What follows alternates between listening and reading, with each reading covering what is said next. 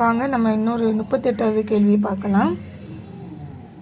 இந்தியாவின் 15வது குடியரசுத் தலைவர் யாருன்னா திரௌபதி முர்மு. இந்த கேள்வி வேறு மாதிரி கேட்பாங்க. திரௌபதி முர்மு இந்தியாவின் எத்தனாவது குடியரசுத் தலைவர்னா 15வது குடியரசுத் தலைவர். தற்போதைய துணை குடியரசுத் தலைவராக யார் இருக்காங்க? ஜக்தீப் தங்கார். நம்ம எப்போவுமே குடியரசுத் தலைவருக்கு இம்பார்ட்டன்ஸ் கொடுப்போம். துணை குடியரசுத் தலைவரை யாருன்னு கூட தெரிஞ்சிக்க மாட்டோம். படிச்சுக்கணும். கண்டிப்பாக இந்த கேள்வி கேட்பதற்கான வாய்ப்புகள் இருக்குது. அடுத்தது, குடியரசுத் தலைவர் எந்த சபைக்கு தேர்ந்தெடுக்கப்படுவதற்குரிய தகுதிகள் பெற்றிருக்க வேண்டும்னா மக்களவை தான். மக்களவை சபைக்கு தேர்ந்தெடுக்கப்படுவதற்குரிய தகுதிகள் பெற்றிருக்க வேண்டும். அடுத்த கேள்வி, ஒரு அமைச்சரை பதவியில் இருந்து நீக்கும் அதிகாரம் பெற்றவர் யார்?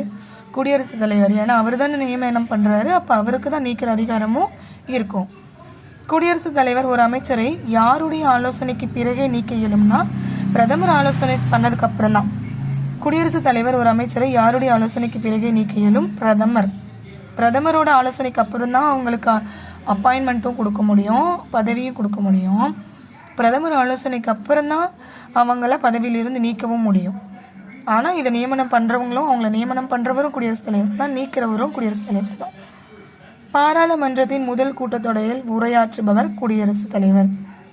பாராளுமன்றத்தின் முதல் கூட்டத்தொடரை உரையாற்றுபவர் குடியரசுத் தலைவர். பாராளுமன்றத்தில் 2 முறை கூட்டத்தொடரை நம்ம குடியரசுத் தலைவர் நிகழ்த்தலாம். அவசர சட்டம் இயற்றுவதற்கும் குடியரசுத் தலைவருக்கு தான் உரிமை இருக்குது. பாராளுமன்றம் கூடாத நேரத்தில் அவசர சட்டம் இயற்றணும்னா அதுக்கான உரிமையும் குடியரசுத் தலைவர்கிட்ட தான் இருக்குது. அதை சொல்கிற சரத்து ஆர்டிகிள் 123. நன்றி.